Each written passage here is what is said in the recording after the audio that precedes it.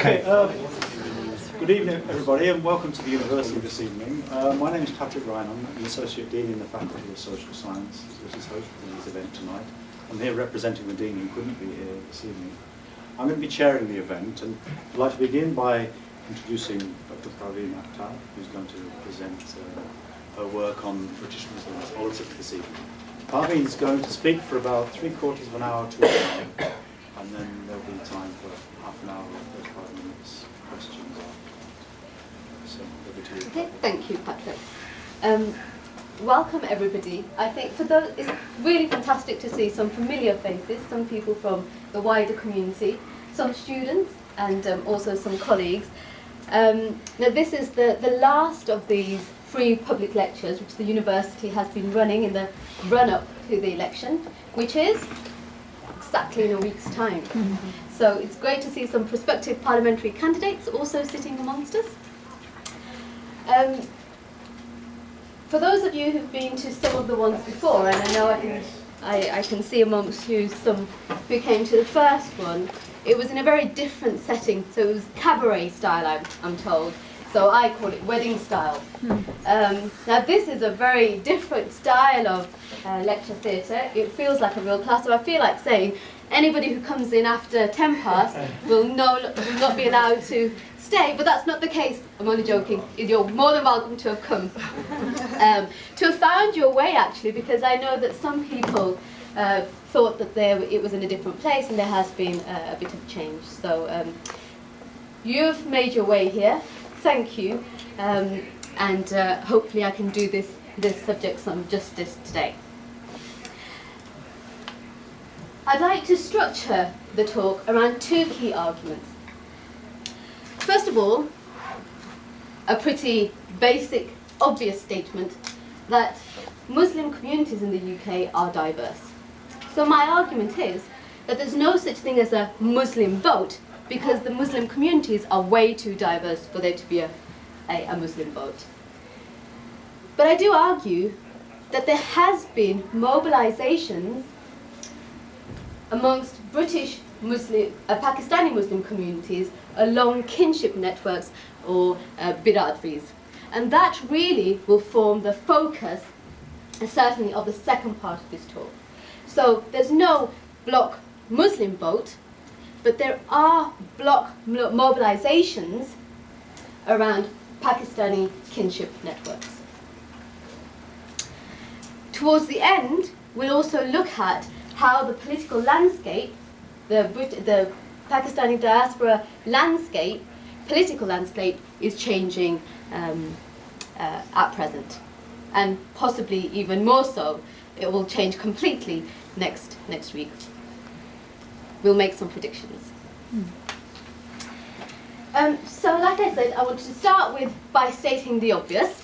I've been doing research with British Pakistani Muslim communities since 2005. A lot of my work is qualitative in nature, so I've been conducting live interviews, so biographical interviews, in-depth biographical interviews, as well as taking part in ethnographic participant research. So I've been on a number of campaigns, so canvassing door to door with prospective parliamentarians, both at the local council level and also at the national level too. So I want to start then with this quote by one of my interviewees from Birmingham, Salman, a Pakistani male. And he really captures many of the themes which I could draw from these interviews. The idea that there is this diversity with and between Muslim communities. So Salman says, look, Muslims are different. Muslims might pray on a Friday, but they might watch EastEnders on Saturday, they might go out with different people, they might have sex before marriage, they might get drunk, but they may still class themselves as Muslims. There's no accounting for taste watching EastEnders, but there you go. People are really three-dimensional, you know. People have lots of different interests. It's not to say that they're Muslims, therefore they only do this. The media is pushing that there is some kind of one-dimensional character where they've got nothing else going on in their lives, no other interests except Islam, and it's just not true. You know, Muslims, like any other community, are full of different people. I mean, I'm a socialist now, but if somebody says, I hate Muslims, well, I'm going to say, I'm a Muslim, do you hate me? Okay, so we'll try and come back to some of the themes which emerged from this interview during the talk and also the question and answer session. So there's diversity then, from Pakistani to Arab to Sufi to Salafi, Orthodox to progressive. There's ethnic, sectarian, theological differences, and a whole host of other differences that inform variations in political opinions, behaviours, views of Muslims in the UK on many issues. These issues can range from strategies for participation in the political process, differences in terms of social organisation, civic engagement, all the way through to theological doctrines on decision making in everyday life. There's no consensus even on whether Muslims should vote, for example. You know, I'm sure many of you have come across news reports of these posters being put up on lampposts and outside buildings in Cardiff city centre by some Muslims who think it's wrong to participate within an electoral system which is man-made. Yep. So their argument is that Muslims shouldn't vote because it's against Islam. Now these questions around whether or not Muslims should participate or not in elections isn't something which has just come up in this last general election, the general election to come. It actually can be traced back, all the way back to 2001, but actually 2005 we have evidence during political public gatherings organised by the Muslim Council of Britain, an umbrella organisation which sees itself as the primary umbrella group which represents Muslims. I mean, they had a very cosy relationship with New Labour. It's not so cosy anymore. But anyway, the Muslim Council of Britain, they organise these public meetings, and these public gatherings are really a way of getting out Muslims to vote, to take part in and exercise their democratic right to vote. Now, one of these meetings in 2005 was disrupted by a group of Muslims called Al-Ghuraba, or also the Saviour sect, which was an offshoot of the group Al-Muhajirun. And they stormed into this MCB meeting, and there was some violence, a few people got punched, etc. But their key message was that it was outside the bounds of Islam to take part within the political system. The Saviour sect, or Al-Ghuraba, this offshoot of Al-Muhajirun, also ran anti-voting campaigns on the web, in which they featured pictures of prospective Muslim parliamentarians, so pictures of prospective Muslim parliamentarians with a big red cross over their face, and underneath it says, "Until they repent, they will go to hell." So I guess what this highlights is that there's such a diversity within Muslim communities that there's no consensus on whether they should or shouldn't vote. Now, like I said, I have been working with Muslim communities, Pakistani Muslim communities, for coming on to a decade now.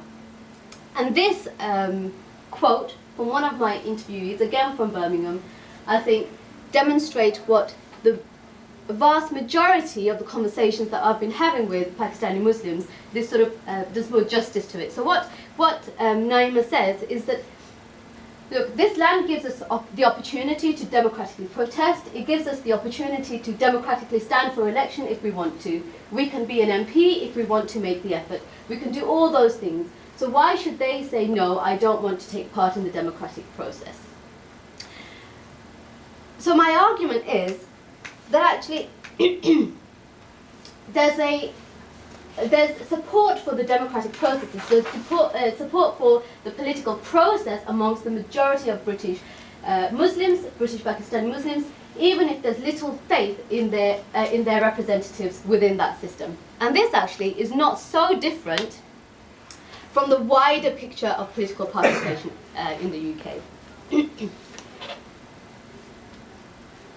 If we look at data on political participation, in particular mainstream political participation, what we'll find is that increasingly in the UK people are not voting, they're not joining political parties, and they're not engaging in those kind of electioneering activities, such as canvassing or becoming foot soldiers on election campaigns. What we also find within this literature is that there's a real disillusionment with politicians. That politicians alongside journalists are in fact the least trusted professionals within the UK. Can anyone think which profession would be the most trusted amongst British citizens? Head teachers. Head teachers comes pretty high up there, it's true, but doctors, absolutely. Doctors, so doctors and head teachers are pretty high up on the list. Right at the bottom are journalists and politicians. And a lot of this disillusionment really stems from a wider discourse around politicians, especially in the aftermath of, but not exclusive to the expenses scandals, sorry. There's this idea that, politicians are in it for themselves. Politicians just want to line their own pocket. People don't go into politics for noble reasons anymore. A number of political scientists have, academics working within political science have disputed this and said, well, actually, if you look at the vast majority of politicians, they do go into politics for broader reasons than just for personal prestige or for personal gain. But the wider picture then of political participation in the UK is that there's a disillusionment with politicians, but not the democratic process. So most individuals have faith in the democratic system, just not the politicians themselves. And this disillusionment within the mainstream population is more pronounced amongst certain groups, including young people. So I argue that amongst young British Pakistanis, there's also this disillusionment with politicians. They're skeptical about the motivations or the effectiveness of politicians. But I argue that unlike their non-Muslim contemporaries, many young Pakistani Muslims are also disillusioned with their community representatives or their community elders. So these biraderi leaders, which we'll talk about in greater detail.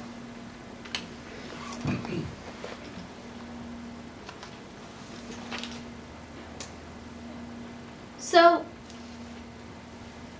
when Muslims have, Muslims in the UK have tried to organise politically around Islam, they've failed to make any significant electoral impact. In the UK, political parties set up exclusively to represent Muslims have had very little electoral impact. We've only got a week left till the 2015 general election. If we can cast our minds back to the late 1980s and early 1990s, there was a new political party which was born. 1989, the Islamic Party of Britain is born. With the aim of representing the voice of Muslims within the political system. Now, the Islamic Party of Britain fielded 4 candidates. Yeah. So 3 here in Bradford and 1 in, can anyone tell me where you think? So 4 in Bradford, so there's 4 altogether, 3 fielded in Bradford, 1 in, sorry? Tower Hamlets. Well, close enough, Streatham. So in London, in Streatham. Now, all 4 of the parliamentary candidates for the Islamic Party of Britain did exceptionally bad. On average, they got less than 0.6% of the votes cast. Yep. So they didn't retain their deposits. Yep. Sorry. Now it's my argument that the failure of mobilising the Muslim vote for an Islamic political party in the UK reflects then this lack of a coherent Muslim agenda, which in turn is a result of these divergent Muslim voices. The party, the Islamic Party of Britain, it adopted an umbrella strategy targeting a broad demographic of Muslim, unaware of or ignoring the deep-rooted social networks that run through some Muslim communities. Significantly for the Islamic Party of Britain, they failed to take account of the biraderi networks so important in mobilising some forms of Muslim support. It was that the whole biraderi system was outside of the party's strategic vision. So, I've said there's a diverse, Muslims are diverse. Let's just have a look at some of those, so what the census data can tell us about Muslims in Britain. After this, we'll go and look at this idea, this notion of biraderi politics. So let's look at the numbers then. A question on religion was included in the census for the first time in 2001. A voluntary question. It's a voluntary question. It was also a voluntary question in 2011, and only 7.2% of individuals chose not to answer the question. It was the only voluntary question. But nevertheless, we have two sets of data from 2001 and 2011. The religion question was included in 2001 after much lobbying from faith-based organisations. So what does it tell us then? In 2011, Christians formed the largest religious group in the UK. Just shy of 60% of the population in the UK were comprised of Christians. Islam, so Muslims, comprised the second largest religious group, just shy of 5% of the population. What's interesting is that between the 10 years between those two censuses, between 2001 and 2011, the number of Muslims increased the most across any of the religious categories. So they increased by more than 1.2 million. So from 3% to just shy of 5%. Just getting over a cold. It's past the germ stage, but... so where are they located? So Muslims in Britain. Now, there's a geographic concentration of ethnic minorities more widely in the UK, and Muslim communities specifically. And this really goes back to, and is a consequence of patterns of migration and settlement. And this isn't something that I'm going to go into greater detail, but if you want to talk about it, you can in the questions. The highest proportion of Muslims then in the UK are in the two London boroughs of Tower Hamlets and Newham. So over a third of Muslim residents in Tower Hamlets are Muslims, and nearly a third in Newham. There's a number of places outside of London where Muslims form over 20% of the population. In Bradford, where just Muslims constitute just shy of a quarter of the population. Religion and ethnicity then. So 2/3 of Muslims come from South Asia. Pakistanis constitute the largest ethnic group. Yeah, so Pakistanis comprise the largest ethnic group of Muslims, followed by Bangladeshis at 15%. So nearly 4 out of 10 Muslims are Pakistani, 15% are Bangladeshi, and then the rest are made up of Similar numbers for other ethnic groups, Black, African, Caribbean and Black British. Now the number of Pakistani Muslims increases the most for any of the ethnic groups within the Muslim category, and it goes from just over 650,000 to over 1 million within that decade. Now a significant proportion of those Pakistani Muslims then come from Azad Kashmir. Yeah. So they come very much like other minority communities post-1945, that's the migrants, but very specifically they come from this region also because of the building of the Mangla Dam. In the 1950s there was a joint international project between the UK, Canada, New Zealand, Australia, Germany and the UK, which attempted to build the world's largest dam in Azad Kashmir.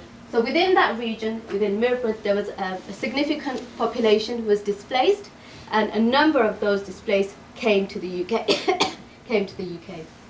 Since they came from that particular region, Mirpur, they're known as Mirpuris.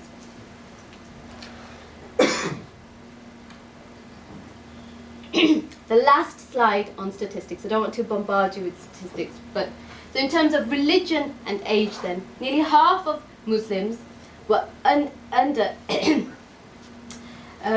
half of Muslims are under the age of 25. 88% are aged 50 or under. So it's a really young age profile. If we look at the difference then between 2001 and 2011, the number of the individuals who are under 25 who identified as Muslim increases by 3% within that decade.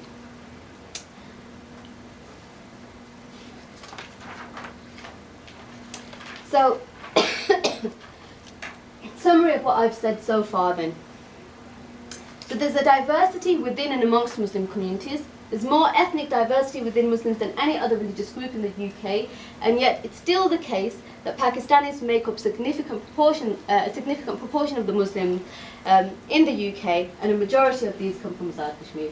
They have a young age profile and are concentrated in specific geographical locations, and this makes them electorally significant. If we look at political representation, both at the national level and at the local level, Pakistanis have done really well. It's been one of those success stories in terms of political participation. They've got, there's 7 Pakistani MPs in the House of Commons, including the Secretary of State for Culture, Media and Sport, Sajid Javid, who's tipped to be possibly the next Chancellor, if the Tories. It all depends on what happens next week. Yeah. So if the Tories come to power, there's a possibility of us having a Pakistani Chancellor. And then the Shadow Secretary of State for Justice, Sadiq Khan, again, depending on what happens next week, we might have to take the shadow out. He might be again a Secretary of State. Sorry. If they've done well at the national level, they've done remarkably well at the local level. You know, a number of academic studies have looked at, especially at council level, the number of Pakistani councillors is significant. Sorry. And it's my argument that Pakistanis have done significantly well within the political system in the UK through the use of these kinship networks. So through the use of biraderi. So what is biraderi? Well, it comes from the Persian word biradar, which literally translates as brother. So biraderi literally translates as brotherhood. So it's a system, so biraderi is a system of kinship networks common in South Asia. It doesn't have any basis in Islam. And when I have conducted primary research, you know, this is something which is always pointed out, especially amongst the young, that, you know, it doesn't have a basis in Islam. It can be divided into 2 constituent principles. So blood lineage or descent, that's one, or second, ties between contemporaries. In Pakistan, biraderi is pivotal to the lives of South Asians. You know, in a country which doesn't have a developed welfare system, which doesn't have a state-society contract, many individuals turn to kith and kin for help in the financial sphere and for help and support.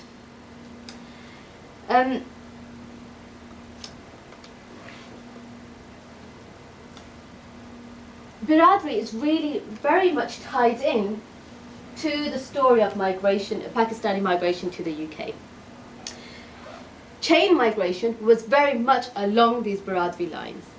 So individuals who'd come to the UK, who'd found work, would send a word back to their biraderi members about the possibilities of economic opportunities in the UK.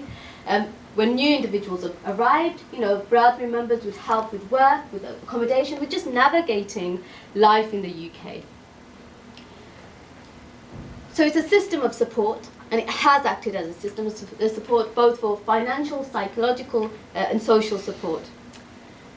But we're really talking today about biraderi within the political system. And to understand the use of these biraderis in the political system, we need a bit more context. If we look at early Pakistani migrants, we find that they're reluctant political participants. So the early male migrants, they come into the UK primarily as economic migrants. They see themselves as transient migrants. They think they're going to return back home. They have automatic voting rights. Yeah, as members of former colonial countries, individuals from the new Commonwealth and Pakistan have automatic voting rights. But if you look at the take-up, very few register to vote at that time. And I argue there's 4 key reasons why they're reluctant participants within the political system. First of all, there's this idea of the myth of return. They believe that they're here for a very short amount of time. They're going to go back to Pakistan. In fact, Lord Pitt, who was a Jamaican candidate, a Labour Party candidate in 1970s, he says he was campaigning in a Clapham by-election. He went up to a Jamaican lady and he said, and he was canvassing her, and she said, "Well, I came here to get the milk, not to take the cow." There was real reluctance. I had to think about this as well. Yeah. So, there was this reluctance to take part in the political system because they thought, well, we're only here for a short amount of time. We don't really have the right to really become involved in politics. So that's one of the reasons, the myth of return, why the Pakistanis were reluctant political participants. Secondly, they still had this interest, just as many ethnic minority communities had in home politics. In fact, in the 1986 election, the Pakistani ambassador, in a talk here in Bradford, urged Pakistanis to vote here and not in Pakistan. Yeah. So there was still very much this interest in home politics.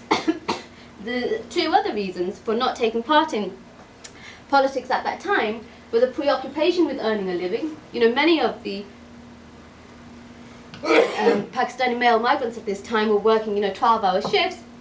You need time to take part in politics. If we're looking at the hierarchy of needs, political participation isn't the highest. Basic survival such as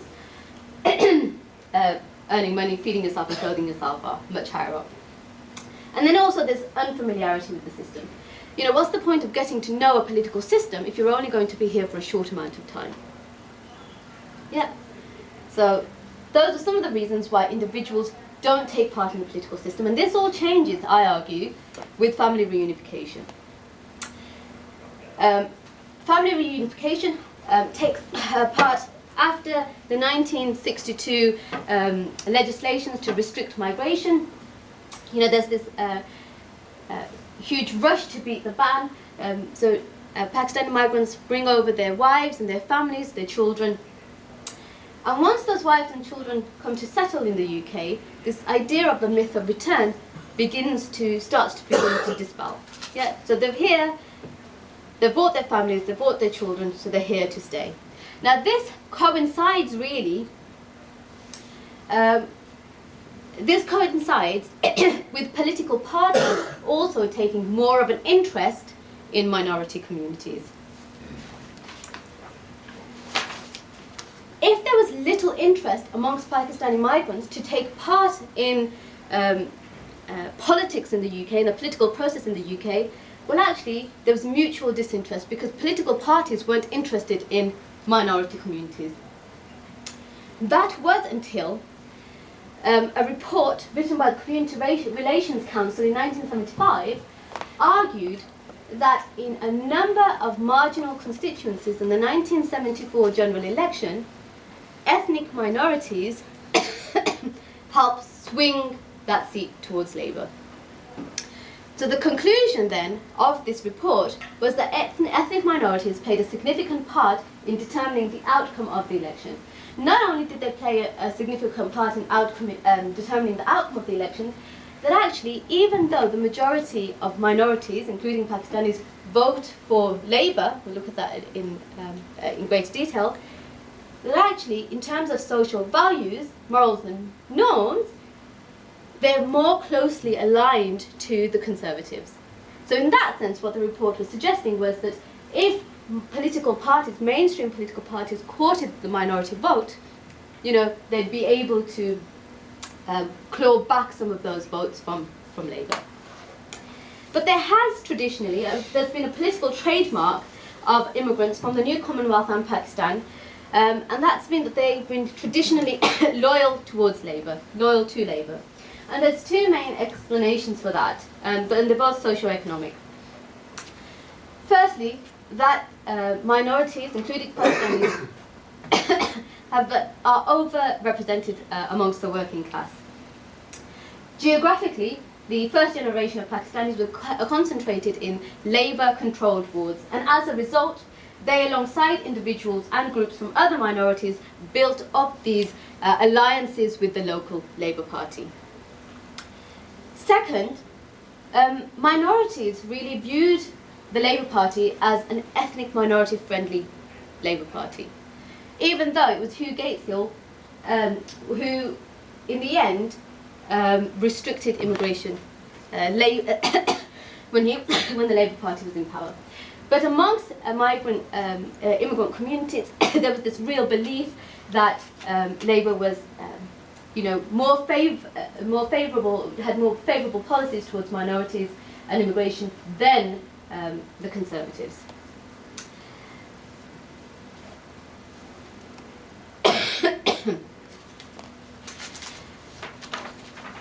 As a consequence, though, what happens in 1983 is that all major political parties address the importance of the ethnic minority vote in their annual conference. You know, you've got to remember that as the Labour support or by the working classes declined, ethnic minority votes became more important for Labour. And yet, the Labour Party really took that support for granted. We had Roy Hattersley write an article in the Guardian newspaper in which he said, you know, those were the days whenever I saw the name Mohammed or Altaf or a Pakistani sounding name, I thought that's a Labour vote. Yeah? They really took this vote for granted.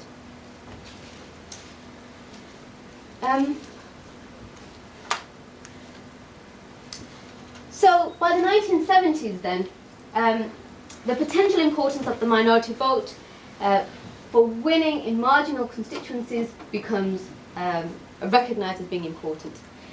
But the issue is that many political parties and many politicians view Pakistani communities as impenetrable.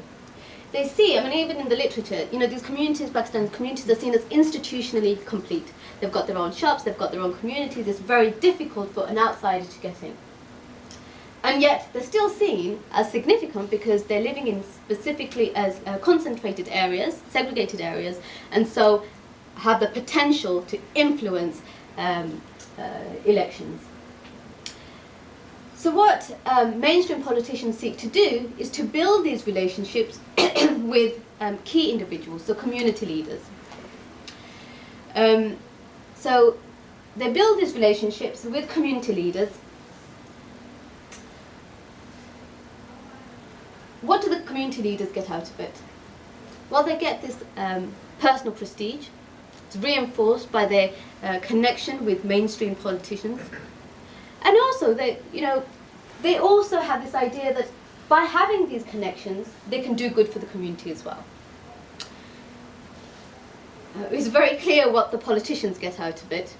Politicians get this, what they believe is this ready-made block vote. They can have contact with 4 or 5 key community members and be, guaranteed households or households full of votes. From my research, and this is research from Birmingham, not in Bradford, when I was out canvassing with politicians, it became clear that substantive policy issues were not discussed on the doorstep. So when individuals knocked on specific doors, policy issues were not discussed. Policy issues may have been discussed amongst campaigners themselves and amongst candidates and campaigners, but not at the doorsteps. What appears to have been most important was the chain of family or social networks, and depending on which biraderi or kinship group specific individuals on that campaign trail were, they then knocked on doors according to their community background. So, for example, which doors were knocked on and by whom depended on which candidate or campaigner had links or knowledge of those residents. Furthermore, just checking the time. Furthermore, if candidates encountered women or young people, they told those women and young people to tell their husbands and their fathers when they came back home that such and such person from such and such region in Pakistan called by and to remember to vote for them. Yep.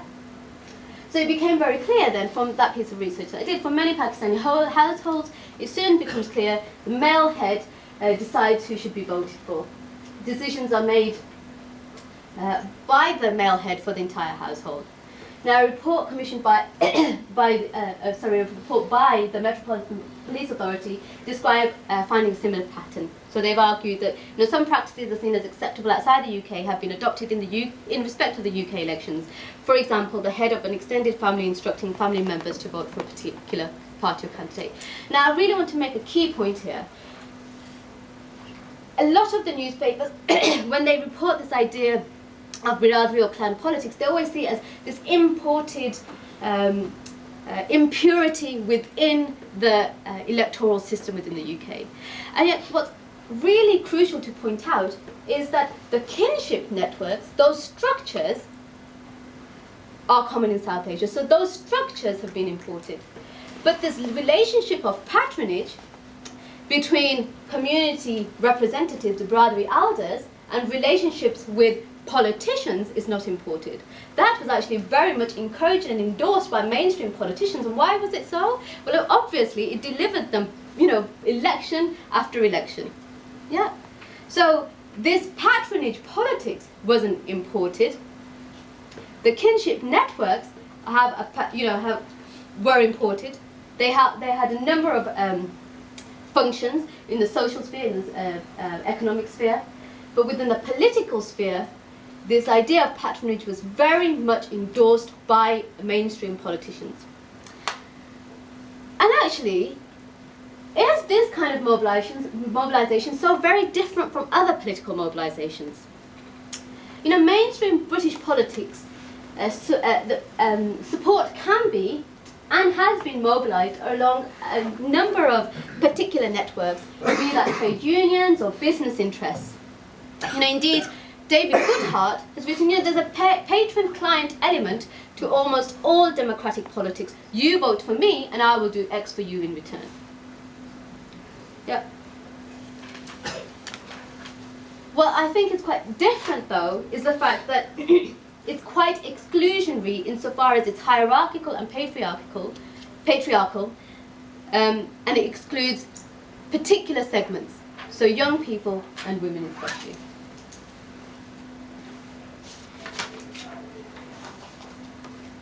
And another reason why it's quite different is that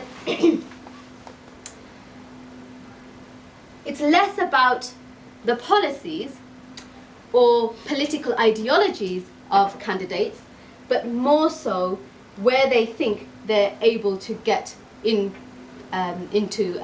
office. So that's what makes it different. So who engaged then in this kind of biraderi politics? Well, anybody who could, actually.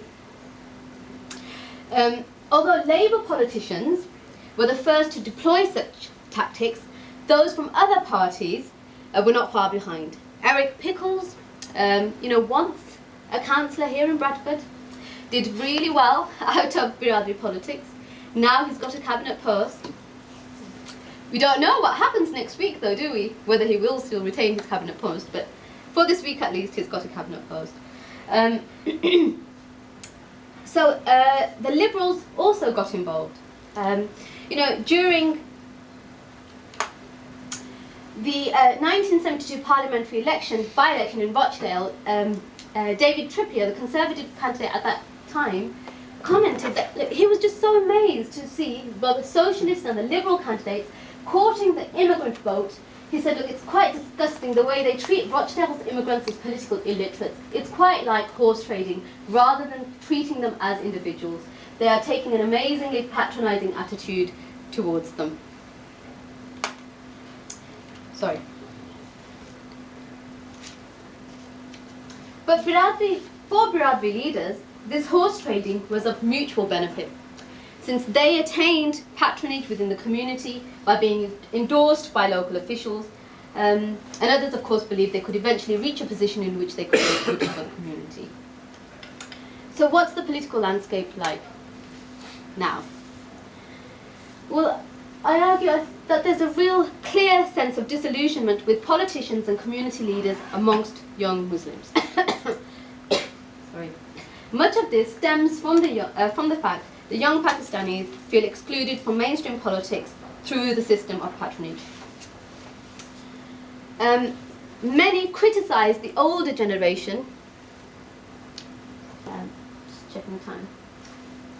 I can't say okay.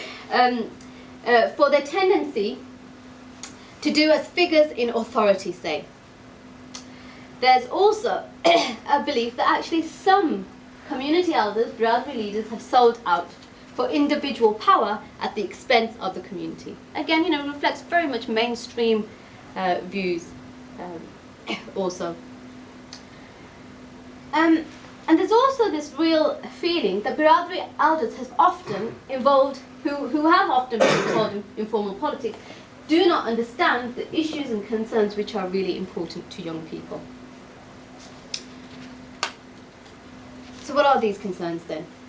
Repeatedly during my research, what was pointed out again and again and again, whether it was in Birmingham or whether it's in Bradford, that there's a real lack of jobs, lack of training, mentioned again and again and again. And many anecdotes of young people with degrees in chemistry, in other science subjects, who could not find jobs and ended up being taxi drivers. So a number of them said, look, I want to know what the politicians, are going to do about the potholes in my road. There's rubbish piled this high on some of the streets here, and nobody does anything about it. And these statements are typical of some of the things that young people talked about. They were interested in things also like foreign policy issues, especially wars in Afghanistan, Iraq, more recently Syria. But what was really clear was that local politics mattered. The unglamorous politics, potholes, rubbish collection, street lighting, jobs, regeneration, were the issues which young Pakistanis really felt concerned about. These were the issues that had an impact on their daily lives. So similar to research conducted by another colleague at Bristol, many of my respondents were keen to normalise political participation within these communities. By that I mean moving away from block votes and biraderi-related politics to focus on informal political decision-making. So that's the landscape up until 2012.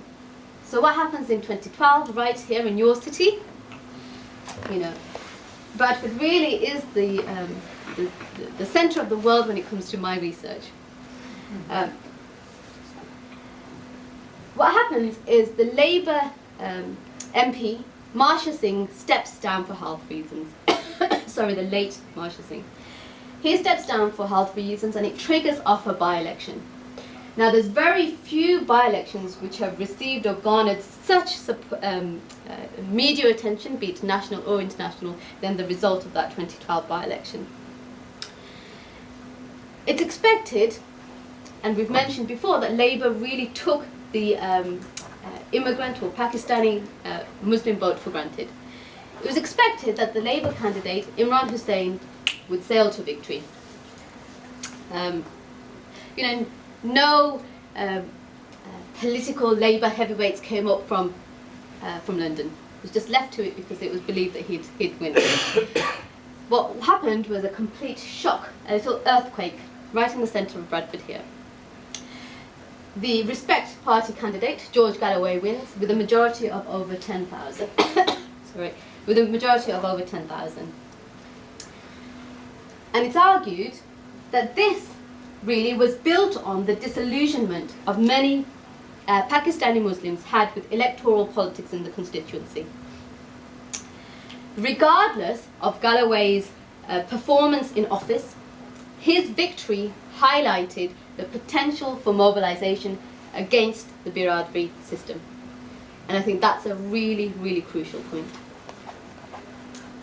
Where once Labour politicians were confident that British Pakistanis would always put a cross next to their name at the ballot box, George Galloway's victory really showed that British Pakistani vote was not guaranteed to the party of the Red Rose, just as significantly as it was not automatically guaranteed to a fellow British Pakistani.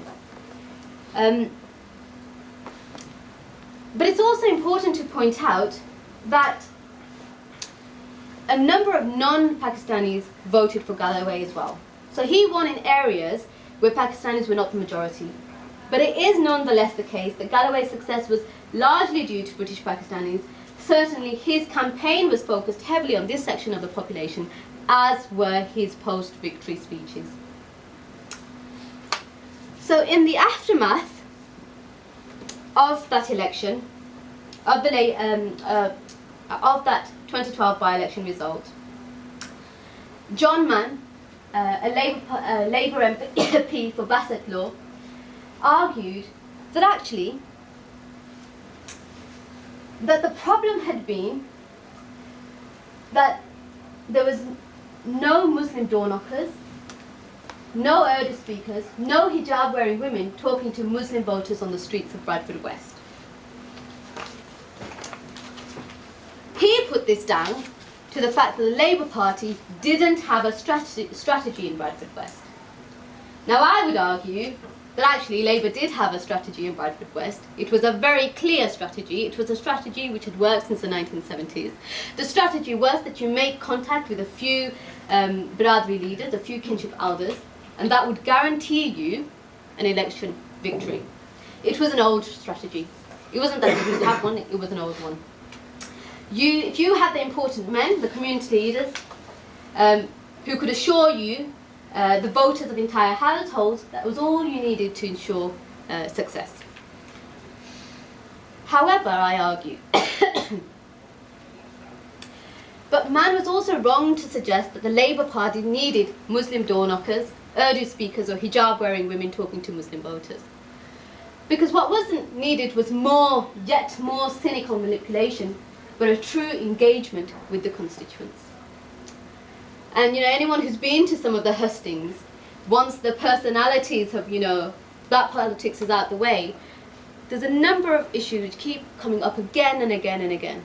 Education, jobs, the economy, a real engagement with the constituents. And for way too long, politicians engaging with British Pakistani communities didn't have to dirty their hands with politics. They didn't have to come up from London and do the real door-to-door knocking or canvassing, because they could rely on these biraderi networks. I guess next week we'll be able to see how that pans out with this general election. Further reading, because we are in this lecture theatre, further reading would be my book, which is out. Yeah. Thank you.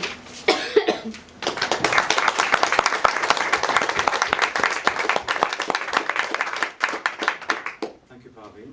Parveen will prefer to take individual questions. We've got half an hour for questions. If you'd like to identify yourself, you can, but if you don't want to, that's fine as well. So we'd like to kick off. John D. Anderson. The word Pakistani, I'd like you to talk about that a bit. Pakistani.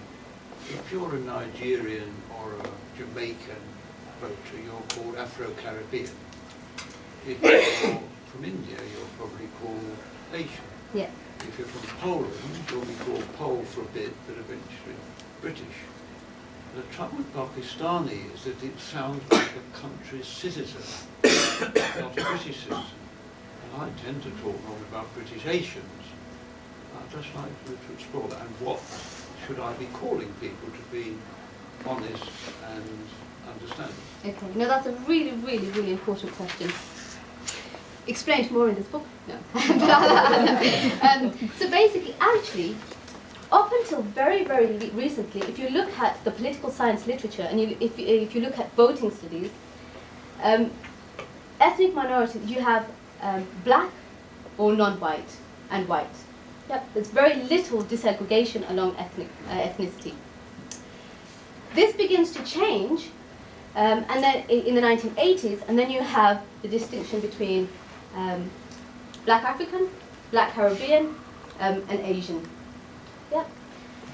But then what happens, and this is an argument in the book, is that after 1989, and in this city, with the mobilisation against the Rushdie publication of Satanic Verses, that mobilisation was largely a Pakistani mobilisation. So whereas before, up until the 1980s, you'd had anti-racist campaigning, so you'd had representation of minorities through these bigger buffer organisations, so anti-racist organisations. What happens in 1989 is that these anti-racist organisations really want to distance themselves from this anti-Rushdie campaign. So what happens is that many Pakistanis see themselves left isolated. Yeah. Interestingly, Pakistanis never saw themselves as part of the black community. Yeah. So where had they, very much in the literature, or in a lot of the research and data collection, they were bumped together with the black community. Following on through this black mobilisation from the civil rights movement in the 1960s, Pakistanis never really identified with that. They identified very much as Muslims or Pakistanis. Now, they identified as Pakistanis because of these kinship networks. You know, kinship networks became more important when specific areas became more and more Pakistani. Before then, you had much more interaction between Asian communities, other ethnic communities. But when communities became institutionally complete and they didn't have to make that interaction between other communities, that's when they became to be seen as Pakistani communities. And now, actually, not only are they seen as Pakistani communities, but you'll see in the literature or in the media, well, these are Azad Kashmiri communities. So there's even much more of a desegregation with that as well. Does that answer your question? Sorry. Quite a lot. Quite a lot. Just to add a further reflection on John's point, I am a Pakistani because I have dual nationality. So I am also a citizen of Pakistan.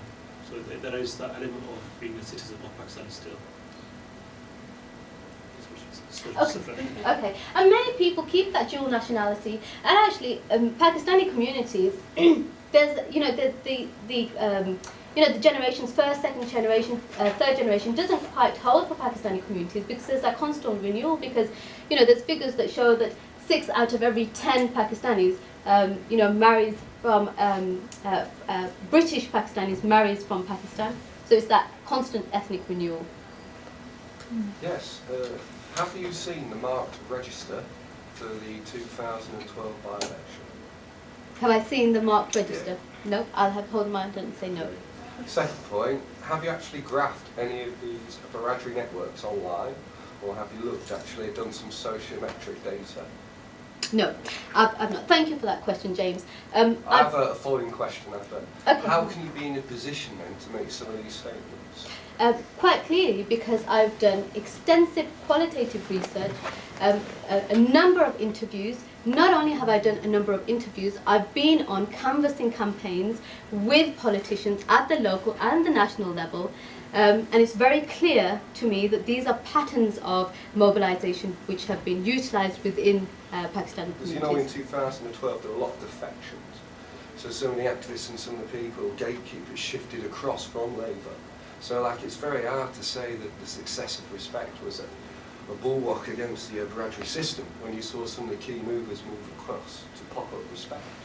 So I think when you look at the marked register and you do some of the graphing, you'll see that that's actually more the case. That it's not really, I don't think, in my opinion. Okay, no, that's a really interesting observation, and I would. There's a piece of research in there for you. Yeah, I've done it. But I would argue actually that if you look at mobilisations around these Pakistani kinship networks, if you've done qualitative research as I have done, you know, it's very clear that these are the networks which have been utilised and are continued to be utilised. It's You know, still a narrow sampling strategy, though. I think qualitative research is really, really important. But Yeah. it's still very hard to get to make these more general statements, I think. Okay, absolutely, and I think, you know, what's important is triangulation of methods. But if you just rely on statistical analysis, for example, you would see Yeah, I wouldn't that Muslims vote in a particular way without understanding that there's these differences within those Muslim communities. So you wouldn't, you know, it's been very, biraderi politics is something which has been missed for a number of years. When I first published on this in 2008, you know, those articles were sent back to me because it was something that was so far removed that individuals didn't see how it fit in. And now increasingly, because of qualitative research, because of longitudinal data, and because of what happened in 2012, it's very, very clear that they... We'll chat about Okay, it. Yeah, absolutely. We'll yeah. go back at each other. Okay, yeah. I don't know whether it's so much a question as a comment by me. I find what you said very interesting, and it's probably a reflection of my age, but one of the other people in this room I know will recognise this. I kept thinking about, okay, you're focusing on British Muslim politics, leaving the biraderi networks to one side for a moment. I was trying to think about what would constitute Christian politics in this country. And two things came to mind. One is that you can't locate, it's very difficult, it's impossible to locate it within parties, but nevertheless, you do have, on the left, you've always had a very strong Christian socialist strand, which is a fairly major influence on the Labour Party and its policies for generations. You've also got individual politicians who make no bones about Christian motivation of their political activism. The one that springs to mind, which is why I mentioned my age, was David Alton in Liverpool in the 1970s and 1980s. It was very explicit about the link between his Roman Catholicism and his constant campaigning against abortion. And he was also able to mobilise supporters within the Roman Catholic Church around that. And the thing that made me think of is that rather than focusing on British Muslim politics as a whole, whether there was a kind of narrow political sense in which Muslims, like Roman Catholics, for example, on abortion, would be inclined to get more involved on specific issues that they saw as connected to their faith. Okay. That's a really interesting comment. I'm not sure that there's a question in there, Jim, but it's an interesting comment, and I think that possibly I didn't do this justice because one of my points was that there isn't a British Muslim politics. There's no Muslim vote, and yet there's very clear ethnic mobilisations along these biraderi networks. So we can't, for this community, leave the biraderi networks aside because they're actually fundamental to the way that politics has been conducted within those communities. So it's very difficult to then say, we've got to put these networks to one side when they've, formed such a backbone to politics within these communities. The back. Hi, thanks. Kind of following on some of the questions and some of the comments that have already been made. Toward the end of your presentation, there were a few slides, and I think one of them said something like 2012 result in Bradford highlighted this sort of backlash on mobilisation against the Bradford system. But prior to that, you sort of already said that the younger people, younger Muslims, like the rest of the population, like most of us, I assume, are fairly sort of in some way disaffected or pathetic towards politics writ large. Yeah. So in that context, could you, I think sort of adding to your point a little bit, how kind of reasonable is it to say, link that it was actually a backlash against Bradley, given the fact that actually also as an operator, as an orator, as somebody with very powerful rhetoric and track record, George Galloway was very, very appealing. And it may be the case that younger people were disaffected with previous leaders, but that wasn't necessarily a backlash against Bradley. It was more like, the capacity to vote, feeling empowered to vote. So I'm not sure if Bradley, especially today, is as significant as it was. Certainly, in the 70s and the 80s. No doubt about it, wasn't exploited ruthlessly by mainstream parties especially. But I think second, third, fourth generation Pakistani people of Pakistani heritage, I think it's a question of identity, how people want to define themselves, so I think to the point raised below. I think they're embedded, I think we're embedded, and for want of a better, and possibly quite an awkward word, it's not a word I'm particularly comfortable with, this notion of integration. It has arrived when you're confident enough to assert your preferences when it comes to the democratic processes, whether you believe in them or not. So I think some of the sort of links between events like a by-election result and then conflating that with the kind of writing off or impact of Bradley is possibly a bit tenuous. Thank you so much for that comment, because it gives me the chance to clarify. There was a disillusionment, and I've been working on this since 2005, and I saw this disillusionment amongst my interviewees, amongst the groups that I was working with. But up until 2012, they didn't feel that they had an alternative. What Galloway did was give them that alternative. And I've written another article, actually, it was published in Political Quarterly, in which I've argued that Galloway was actually fantastic at mobilising biraderi networks, but doing it on an anti-biraderi rhetoric. So he came in and said, look, you know what? You're not getting a say in politics, young people. This is all young people fixed. Aren't a biraderi. Sorry? Young people aren't a biraderi. No, young people are not a biraderi, but they've been kept from mainstream electoral politics because of these biraderis. He exploited their disillusionment. Absolutely. So what's happened is he came along and he said, look, young people, you're not a biraderi, but you're excluded from electoral politics within specific constituencies such as Bradford West, because to become a part of the electoral system here, part of the electoral landscape here, you need to have those connections. And he said, it doesn't have to be like this. It doesn't have to be like this, and I will be your alternative. So he garnered this anti-biraderi sort of mobilisation, this rhetoric, and yet it was interesting because he utilised the biraderi networks. But what's also interesting, I really want to pick up on this, a really pertinent point.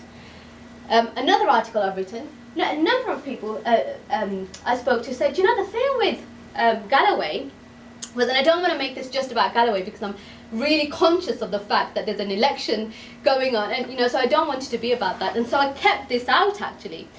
But they said, do you know what? He stands up for what he believes in. He's not a career politician.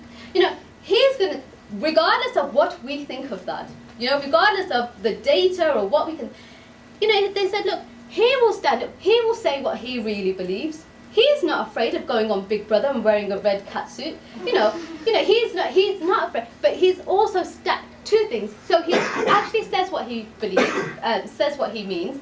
He's not scripted. He's actually, he will speak for the people, but also, again, it's not something I took out specifically, even having put it into the presentation, was the idea that a number of people said, look, he speaks up for Muslims across the world, be that Iraq, Afghanistan, Syria, and they've made this kind of unconscious cognitive leap that if he speaks up for Muslims, in faraway lands, then he's going to speak up for Muslims in the UK, where in public and policy discourse, there's a real negative discourse around Muslims. So he's going to say positive things about us. He believes in us in a way that other politicians don't. So I really there's don't... no doubt about that, Yeah. with respect, Parveen. But I think, the other factor was actually, some of my kind of reading around the discourse at the time was actually the quality of the opposition as well, with respect to the opposition. Oh, absolutely. Because there were several sort of high-profile performances, if you like, where there were people who were given top, and they just curled into insignificance. Absolutely. Less than And that. So I think to suggest that this was largely about Bradford, it takes a lot away from Galloway, in But terms of his power as a speaker. No, absolutely. That's the key point, Eunice. The fact that the opposition was so poor, and if Galloway or if there hadn't been a strong political opponent, that opposition would have got in, because it doesn't matter what the candidates were like. If you have biraderi support, you're guaranteed to get in. So I think that's a key, that's a crucial point. Perhaps we can continue this definitely. after. By the same token, you're saying, certainly for a long time, and certainly in Bradford, working class people in Bradford, and the same goes for places like Glasgow, there is a strong, or there used to be a strong tendency to vote one particular way, and it certainly wasn't conservative. There's a strong party de-alignment. Political. There's no gut feeling. It's not in your blood now whether you're going to vote for Conservatives or that you're going to vote for Labour in a way that there was in the 1950s and 60s. It doesn't exist anymore. There has been this party de-alignment. Okay, can we let Kate come in? Yeah. So just a slightly different angle. First of all, thank you so much, Parveen. That was just really interesting. The risk of showing my ignorance, I know I've learned a lot. The question I've got is a slightly different angle in terms of thinking about gender. And I know you said that there was no such thing as a Muslim vote, and I would equally suggest there's no such thing as a women's vote. Yeah. But you did refer to the role of the male head of the household in terms of the biraderi, and the way in which the kind of electioneering process would work. But I just wonder whether there's a gender dynamic or dimension to the new, if you like, the new developments in terms of young people and the kind of challenge to that. Yeah. No, absolutely. Thanks, Kate. I think there was a real, a clear disillusionment with the young women that I spoke to, young Pakistani women who I spoke to, who thought, they were really excluded from mainstream electoral politics because of this biraderi system, which was patriarchal. Biraderi leaders were very often, in fact, I didn't come across any female biraderi leader. Yeah. But it wasn't just, patriarchal, it was also hierarchical. So it was also about your age, as well. And many of the commentaries in the aftermath of 2012, the by-election, said it was women who were really at the cusp of this anti-biraderi vote. They saw in Galloway, rightly or wrongly, an alternative. So they really so there's no female Pakistani mobilisation. There's always very, it's much more nuanced than that. But it has been argued that a number of women were really, really wanted this alternative, and they found that in 2012. No, gentleman behind you in the second. Like John, I'm a bit uneasy about the titles that you're using. Muslims synonymous with Pakistanis, and that cringes me, because I'm from Bangladesh, and Bangladesh, according to the literature, according to one of your slides, is about half of the Pakistani population. But they're submerged into the Pakistani population. So that's one of my grind. The main thing is about examining biraderi. Is biraderi such a bad thing? If we look at Northern Ireland, Ian Paisley, when he shouts, all the Protestants vote him. Isn't that a biraderi? So if I support Celtics, and as a Catholic, I got the right to go and watch them and support them. So what's wrong with biraderi? Okay, I'll take that question first. The key point I tried to make, and again I mustn't have been clear, that biraderi was actually very positive in helping individuals in the aftermath of their migration and settlement within the UK.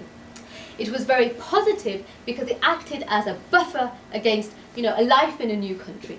Yeah. So in terms of the social sphere, in terms of the economic sphere, it really helped individuals to adjust. Then I said, the problem with utilising biraderi in the political sphere is that it excluded whole subsections of that Pakistani community. Because who were those biraderi elders? Who were those biraderi leaders? They were older males. And they excluded a number of subsections, young people and women particularly. But I also did state that British politics is premised on this idea of this relationship of patronage. You vote for me and I will give you X.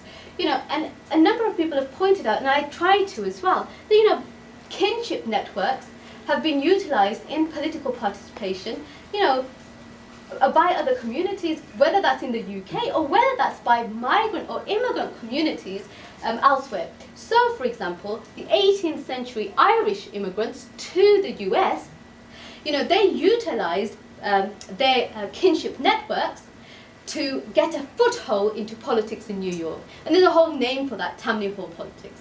Yeah? So it's not about saying, well, it's just the Pakistanis who are using it. It's been used by other communities, be they immigrant in different contexts, or by kinship networks have been utilised along other lines within the UK. But my point is that we've got to understand that that's what's happening, that's what's taking place. So when I talk about British Muslim politics, so going back to your first question, one of the first things I've really tried to start with is to say that there's a diversity within Muslim communities. And that I was going to focus on British Pakistanis because they form a significant proportion, of those Muslim communities. So that's where the labels come into it. So I was trying to say that there's diversity, within it, within those Muslim communities. This group, these Pakistani Muslim communities, form the majority, and I want to look at some of their mobilisation strategies. So that's what this talk is about.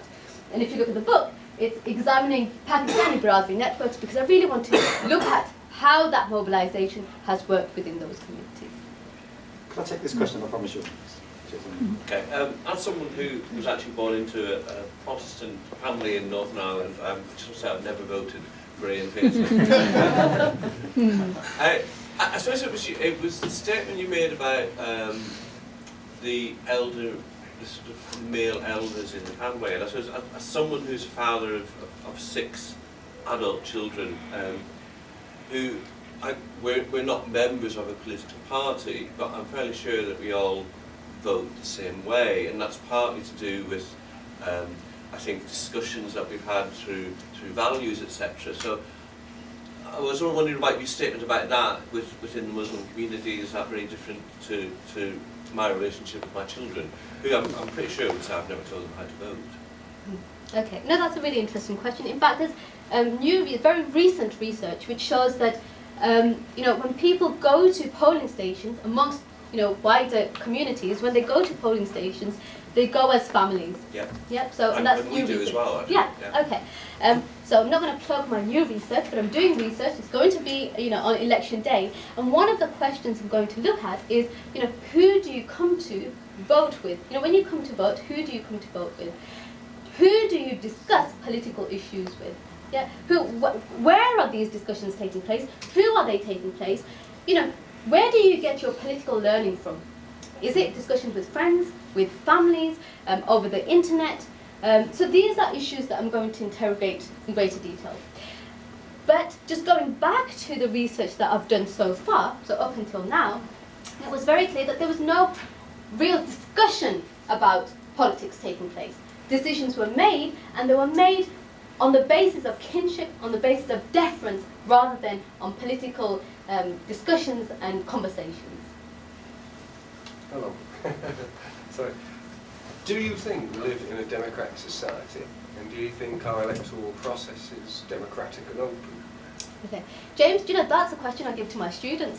In fact, because you're using this term democratic process, and you've conflated the idea of voting with being a democratic process as opposed to consultation with people. I mean, after 9/11, everyone wanted to talk about Islam and democracy. Are they compatible? And the library's full of course they are. I mean, some of the advice on consultation with the people is more democratic than what we've got at the moment, I think. But so do you not think there's a danger that you're conflating it and you're just assuming that This is Okay, about that's a society. good question. Because I'm not- you're I'm not gonna- against the system now rather than individual people, you Yeah. see. Yeah. And this democratic system is broken. I was at one of your hustings, it's so a- yeah, it's a- I know your views on this. Yeah, So yeah. Look, I utilise a wide definition of politics. So when traditionally, and for those of you who were at Donna's talk yesterday, traditionally within political science, politics or what constitutes as political really is very narrowly defined. Politics is what takes place at Westminster. Political You said engagement. process It's, on your slides? sorry? Was it democratic process? Processes, yeah. Democratic. Okay. Yeah. So I'm giving you this definition. Yeah. So it's a very narrow-based definition of what politics is. Yeah. So when I've looked at politics within political participation amongst Pakistanis in the UK, I've tried to utilise a wider definition. So politics isn't just what happens. So it's, going back to the personal is political. That whole feminist literature on broadening out that definition of what politics is in terms of processes. Yeah.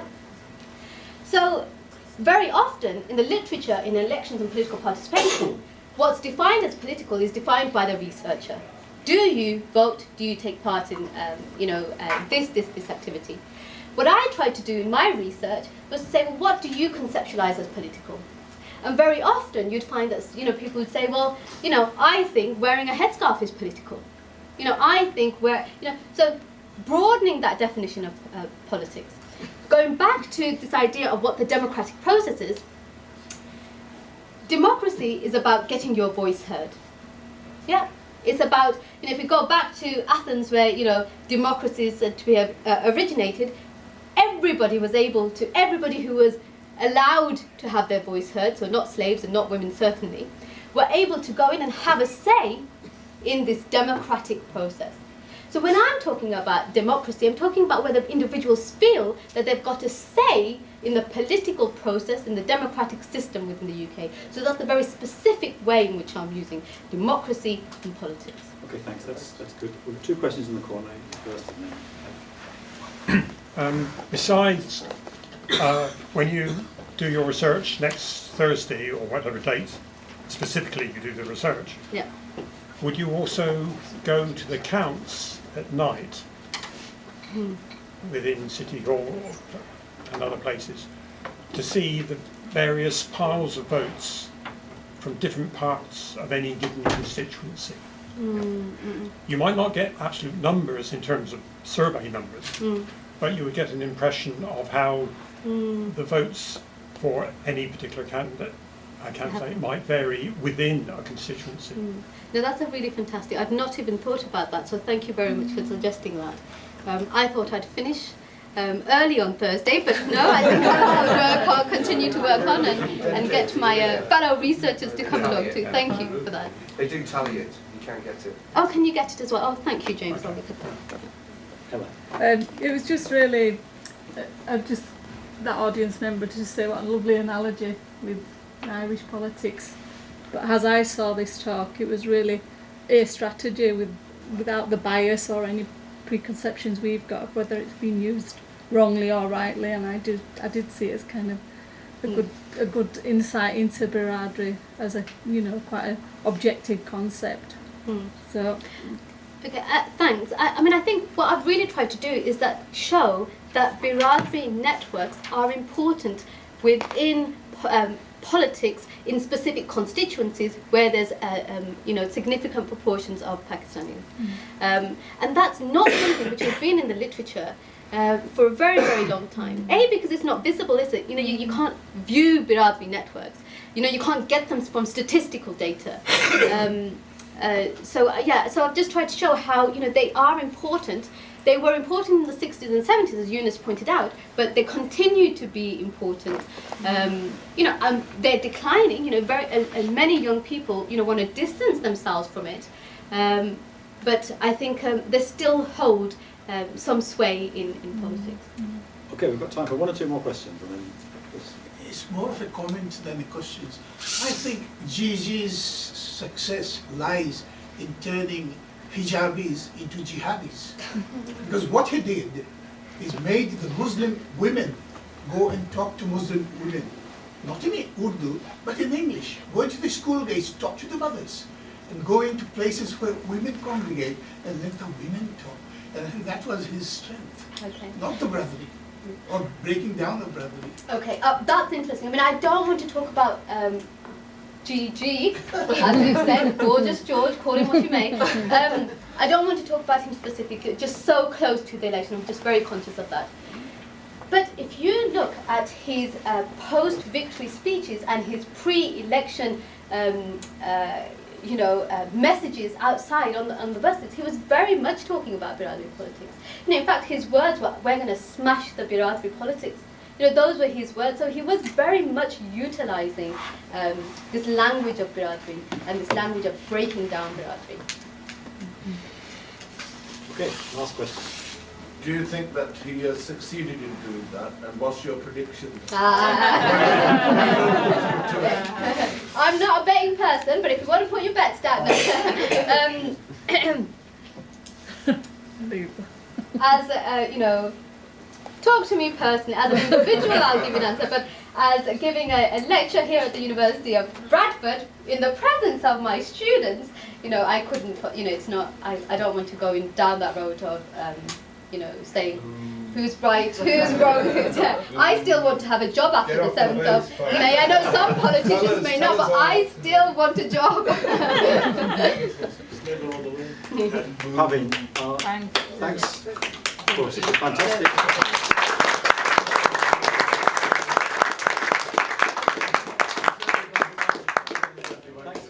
Fantastic end to the series, and thanks to everybody for coming and making such a lively event. It's a credit to you. Thank you so much on behalf of the university. Now come and talk to Parveen.